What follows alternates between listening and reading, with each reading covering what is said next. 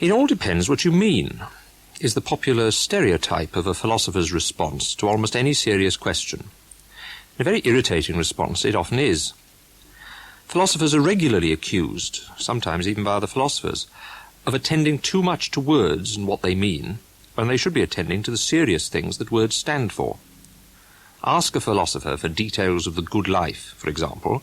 What you're apt to get instead is a disquisition on the meaning of the word good, or of the word life, or even, if the philosopher's on form, of the word the. What on earth is the use of that? Other people not unnaturally ask. What do philosophers think they're doing? Don't they understand their own language, that they spend their time trying to sort out what these really very commonplace words mean? Or do they think they're uncovering or inventing nuances of meaning, to which most people are oblivious? But how, for a start, could that be? Since words mean what they used to mean, how can words mean things their users know nothing about? And even if they could be made to mean such things, what would that have to do with what ordinary people actually mean when they talk normally? In fact, people can mean things they don't mean to mean. And there can be a point, even a very practical, non-philosophical point, to teasing out niceties of meaning. Let me take an example. A man is dead, we say. What do you mean, dead? The philosopher asks. Well, for one thing, various things follow from the fact of a man being dead, as we all know, to many of which great exception would be taken otherwise, not least by the man himself. His belongings can be handed over to his more or less sorrowing relatives. His body can be dumped in a plot of earth or turned into a neat pile of ashes. That these rather drastic things can be done when a man dies is part of what the word dead means. It's the part that makes it very important to be quite sure one is right in pronouncing a man dead, and thereby setting off these consequent processes. But this isn't the part of the meaning that enables you to tell whether someone is dead. You can't tell that by looking to see if it's all right to bury or cremate him or to hand over his property to other people. On the contrary, you can only settle those questions by looking to see if he's dead. So what death is, that is what the word dead means, must also include something else, some rules for telling when the word applies, when a man really is dead. Some of the rules we all know, of course. Has he stopped breathing? Has his pulse stopped? And so on. But these rules are not conclusive, as we also know. A man may recover from having stopped breath or a stopped heart. What will show that these things not only have stopped, but are going to stay stopped? That's a tricky question. A question for medical experts, a question, as they say, of defining clinical death. So although most of us may know well enough the part of its meaning that has to do with the consequences of a man being dead, there may well be scope for expert argument over the other part, the part that fixes just how to tell in unobvious cases that he is dead. But surely in that case the experts are the medics. Who needs philosophy? You certainly need something that medical expertise does not itself supply, although doctors may well have it. Granted, medics are professionally expert at describing a human organism in great detail, but that leaves the question of which bits of their description, what features of the human body, are relevant to deciding whether a man may properly be buried in the ground or incinerated, or have his goods passed on to others, which is what follows from his being properly called dead. And that isn't just a medical question, as one can see by looking at the case of people kept going after serious brain damage, say, in a completely inert or vegetable state. Are they alive, or are they dead? It's a serious question. But assuming there's no possibility of their being further revived, no more merely medical data is going to decide it. It's a philosophical question about what the word dead means, or should be made to mean. That doesn't mean it's just a trivial matter of words. It's still a very practical question, whether this man is dead, whether his body and belongings can rightly be disposed of. Only in this case, the answer does depend on what you mean by dead. So, how does a philosopher set about answering it? Define your terms is the usual irritated cry of hard-headed philosophical amateurs. Define clinical death. Tell me what you mean by dead, and I'll tell you whether this man is dead or not. It's not that easy, unfortunately. serious philosophical questions can hardly ever be settled by definitions, as I hope to show next week. Of course, it does all depend what you mean by definition.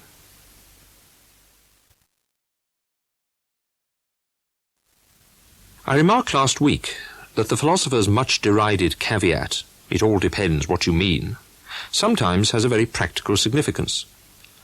But if a question, practical or merely philosophical, turns on what some word means, whether the word be dead, or intelligent, or democratic, or beautiful, how are such things decided? By definition is the short, stock, and unsatisfactory answer I alluded to last time. If only people would define their terms, I find it repeatedly said, or politely implied, then philosophical quibbling, the needless obfuscation of basically plain issues, could be put a stop to, and philosophers, no doubt, set to earn their living in more useful ways. Anyone who really thinks that should try it the next time they have a serious argument. Take arguments about intelligence, for example, about whether there are racial differences in it, or whether especially intelligent or especially unintelligent children should be educated differently from the rest. Arguments like this are almost certain to depend at crucial points on what the parties mean by the word intelligent. Suppose they try to settle that by defining their terms. Ability to get an above-average score in a standard IQ test, says the hard-headed party. That's what I mean by intelligent. Life isn't a matter of passing IQ tests, says his opponent, very reasonably, if not entirely to the point, and he declines to accept the definition. Every definition, it has been well said, conceals an axiom. In the present case, that someone who is good at IQ tests is also good at the rather vague range of activities which we use in everyday life to assess people's intelligence. That's what's in dispute between the parties, and it's a matter of fact, not of definition. It can't be settled one way by defining intelligence to mean what IQ tests measure. But nor can it be settled the other way, just by rejecting that definition and coming up with a rival one. If the answer to a serious question turns on which of two definitions is to be adopted, the disputants will simply turn the dispute into one about which is the right definition. The appeal of definition, as a method of clearing up and settling arguments, lies in the idea that we can define words how we like. After all, they are our words. Surely, like Humpty Dumpty, we can use them to mean what we want them to mean. The trouble with that idea is that we is not I. The we whose usage fixes what words mean is the great mass of English speakers, and neither you nor I, nor even the editor of the Oxford English Dictionaries, as one or two solitary members of that mass, can decide by definition that a word like intelligent or dead shall mean something different from what everyone else means by it. We obviously can't make intelligent mean stupid, or dead mean alive. And no more, just by definition, can we make intelligent mean good at IQ tests, or dead mean lacking in cerebral activity. We can, within bounds that common usage for the time being sets, extend, refine, make more precise the meaning of words like intelligent or dead. And as I suggested last week, there may be urgent practical reasons for doing so. But even then, it can't be done just by elaborating definitions. We can't just arbitrarily stipulate some medical test to settle doubtful cases of life and death, nor use just any arbitrary psychological puzzle to settle doubtful cases of intelligence. There must be evidence that these tests at least give the right answer in the obvious cases, and that they relate to what we know of the mechanisms of life on the one hand, and of intelligence on the other. And the evidence for all that may be, it is, incomplete and debatable, and ideas of what these mechanisms are highly controversial.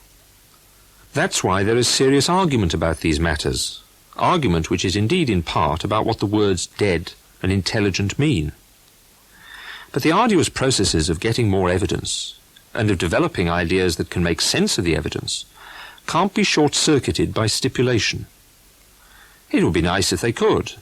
The dream of something for nothing of perpetual motion is a perpetual dream. And in philosophy, it takes the form of the fallacy that freely stipulated definitions can settle arguments about what words mean.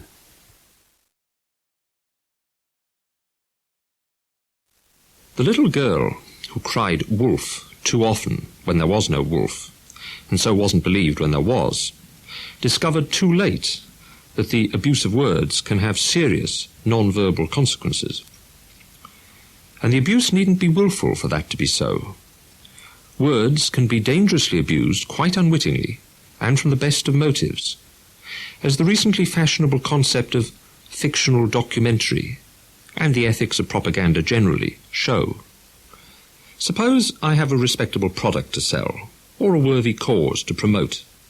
The product might be a paint stripper. The cause might be racial harmony. So, I write a television advert for the product, and perhaps an anti-national front play for the cause.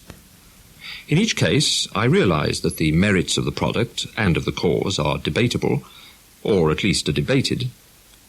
Neither the advert nor the play will just be preaching to the converted. Each must aim to persuade viewers, some of whom will start off unconvinced, if not positively hostile. Assume, however, for the sake of argument, that the product is indeed respectable, the cause genuinely worthy. Anyone who doesn't like my examples can easily invent others to suit themselves. Are there limits to the techniques of persuasion I may properly use? Take the advert first. It shows, let's say, layers of old paint on a door being rapidly and effortlessly removed by my patent paint stripper. Now suppose, in fact, it's rather hard to get that effect properly in the studio with a real door, real old paint and my product. So what the viewer actually sees is fake paint being removed from a fake door by something else entirely. Does that matter? Given, as I say, that my product does the real job as well as its studio substitute appears to do the fake one. Whether it matters depends on how the doubtful viewer interprets what he sees. There's no harm done if he thinks merely that he's being given the message by a graphic and compelling illustration, so that, for instance, it would have made no odds to his reaction had the advert been a cartoon that no one could confuse with the real thing. But if he's made to think he's being given evidence that my product is as good as I claim because he's actually seen it in action, that's another and a much less excusable matter. Similarly, with a play designed to promote a worthy cause. Like the advert, it's a particular piece of fiction which is used to convey a more general message. It may be meant to make viewers angry about real cases of racial abuse, violence in real borstals, real homelessness, or whatever. But a viewer who also became angry about the fictional cases depicted in the play would be, well, confused, like someone calling the police to the National Theatre to arrest Claudius for the murder of Hamlet's father.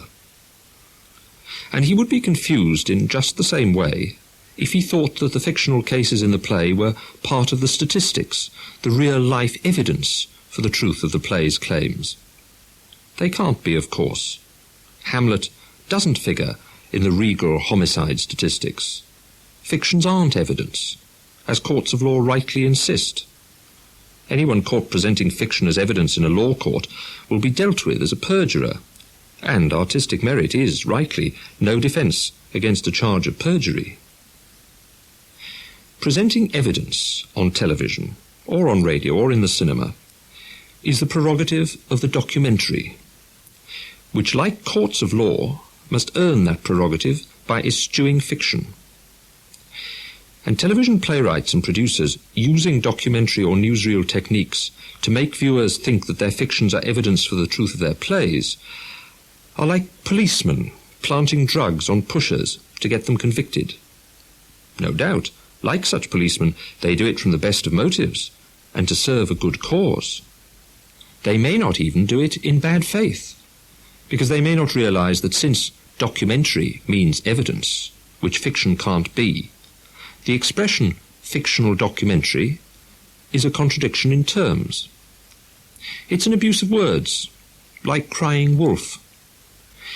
And the objection to regularly passing off polemical fiction as documentary is the same as the objection to crying wolf, namely that when the real thing, real evidence, real non-fictional documentary comes along, it may not be recognized for what it is.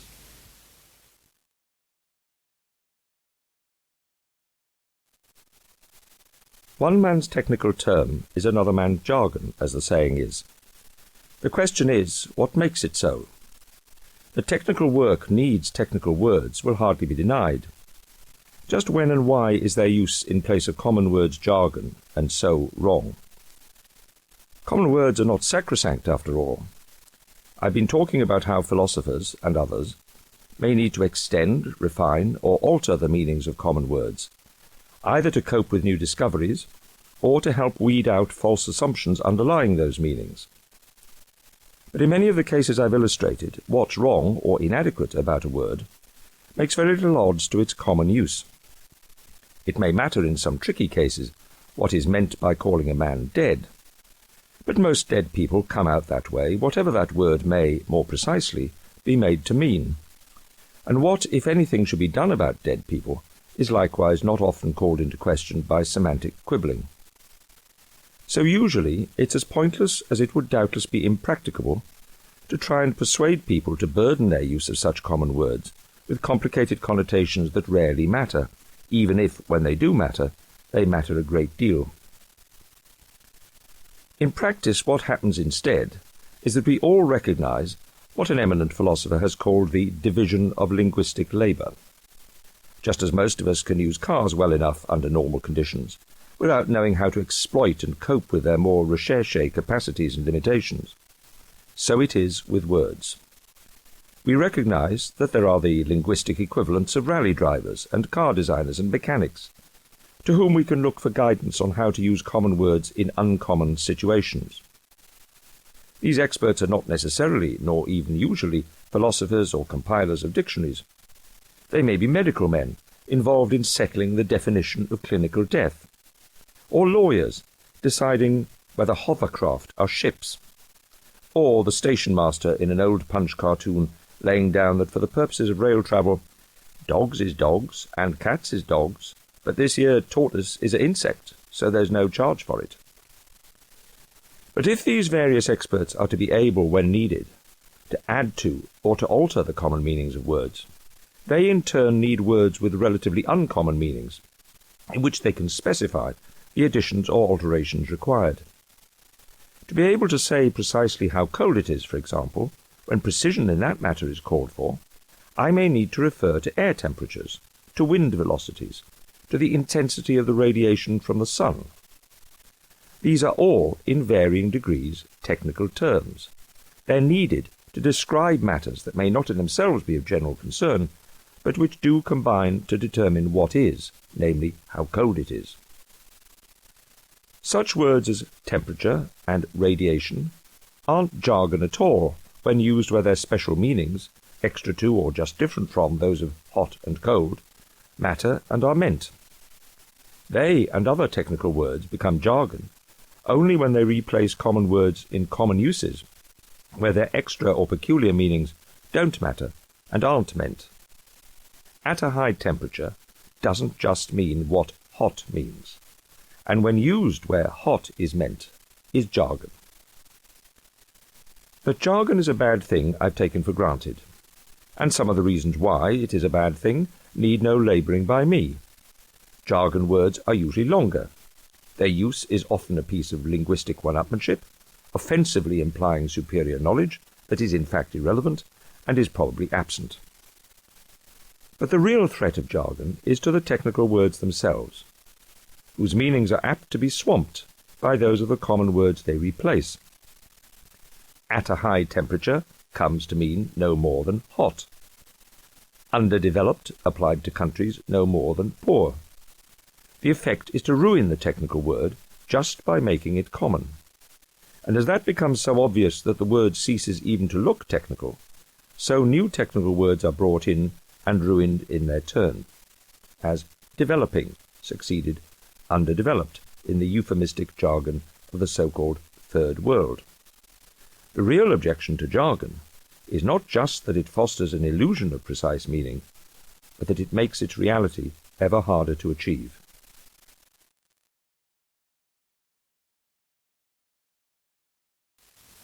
The French have a reputation for being logical, which, as a distinguished logician of my acquaintance once put it, is largely based on the fact that they number their suburbs instead of calling them Hampstead.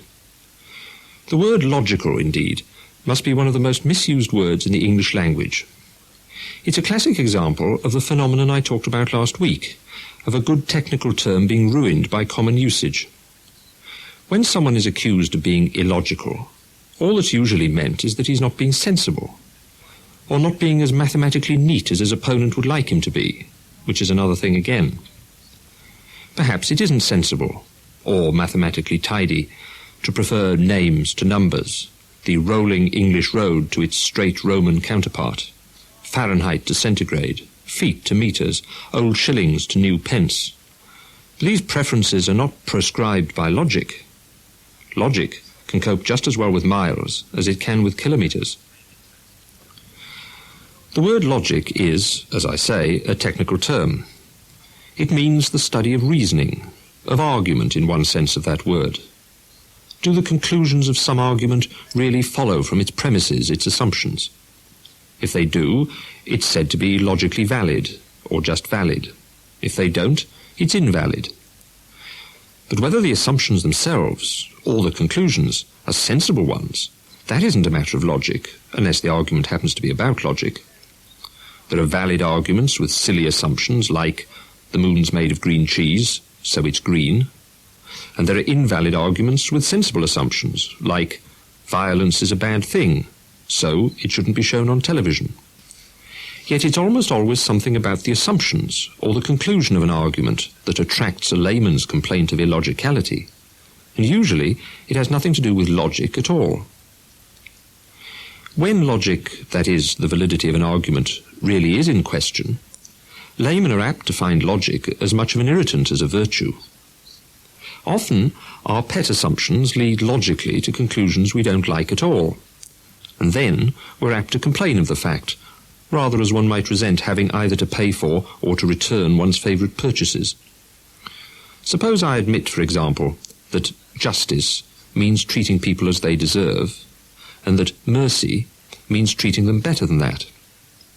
I still don't like the obvious conclusion that no one can be at once both just and merciful, since if people get just what they deserve, they can't also get more than that.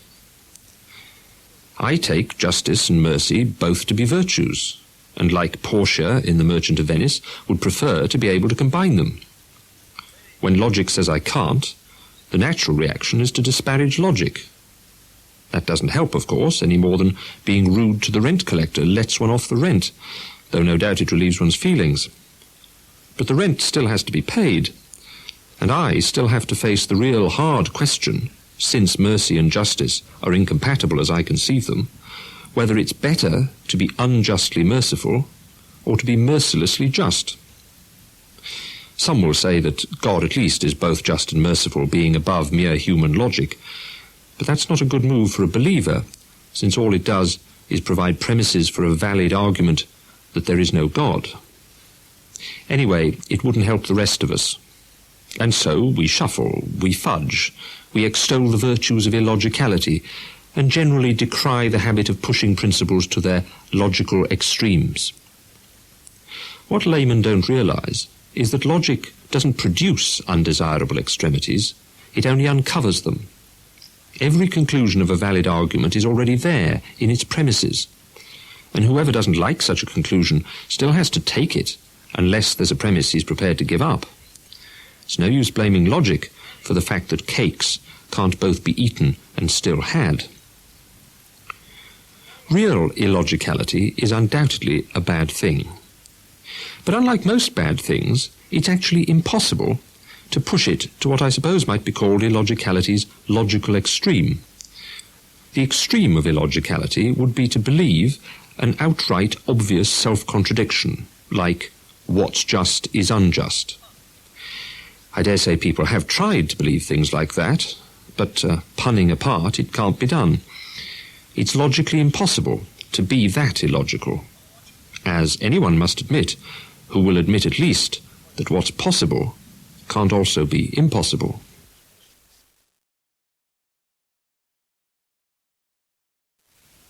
If a man says, "I'm lying," is he telling the truth or not? If he is, as he says, lying, and so not telling the truth. If he's not, then he's not lying, so he's telling the truth after all. If he is, he isn't, and if he isn't, he is. A paradox. Paradoxes like this please some people, exasperate others, leave yet others cold. But in any case, to most people, I suppose they're no more than parlour games, Christmas puzzles. They're word games, of course, but even professional word users like novelists and poets mostly see nothing but idle pastime in the study of paradox.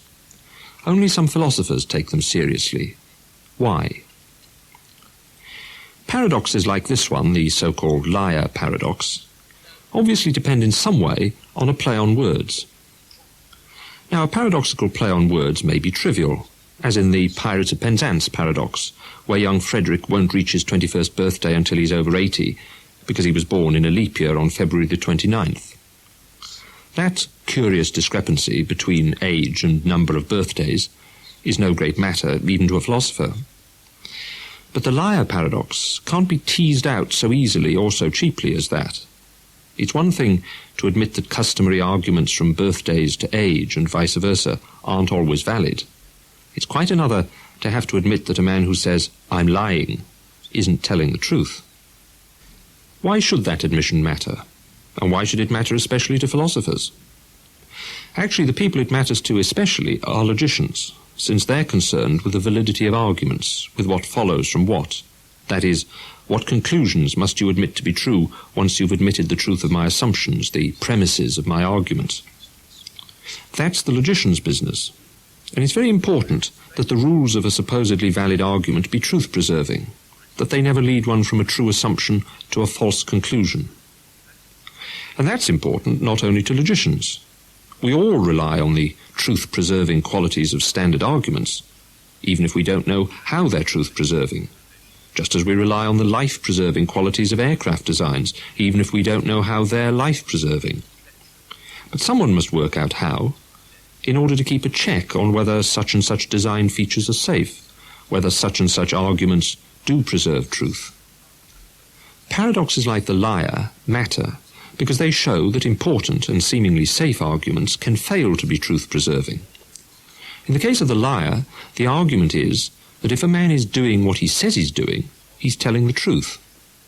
And that in turn is just a special case of the argument that if anything is as someone says, then what he says is true. Well, that argument's important because we all rely on it all the time. Whenever, in fact, we check up on the truth of someone's claims by looking to see if things are as they say. Whether it be looking out of the window to check a weather report, or looking into a pub to check the good beer guide, we all use this argument a dozen times a day. And what could be more indisputably valid? It's been said, indeed, that it's valid by definition of the word true. Well, it doesn't work when what a man says he's doing is lying. If he's doing what he says when he says he's lying, he's not telling the truth at all, he's lying. In that case, the case of the liar paradox, the argument crashes. Quite unexpectedly, it fails to preserve the truth of its premise, that the man's doing what he says, in its conclusion that what he says is true. So there must be something wrong with the argument, and therefore with our whole concept of truth, after all. And as with an aircraft crash, until we know exactly why the argument's failed, what the explanation of the liar paradox is, we can't patch up our concept of truth and replace the argument with one that can be safely used. Only, whereas we can always ground an aircraft until the designer's found the fault and put it right, we can hardly ground an argument that we use every time we check on the truth of what people say. The most we can do is to steer clear of the area where we know it's apt to crash, namely, where people are making remarks about the truth of those very remarks. Logicians, on the other hand, testing a new logical theory, will head straight for just that area, for the same reason that test pilots fly dangerously, to see if the new theory really is safer after all. Of course, the rest of us shouldn't follow them, unless we're playing parlour games where it doesn't matter if our arguments crash. But we shouldn't suppose for that reason that paradoxes don't matter, and that logicians who study them are themselves just playing parlour games.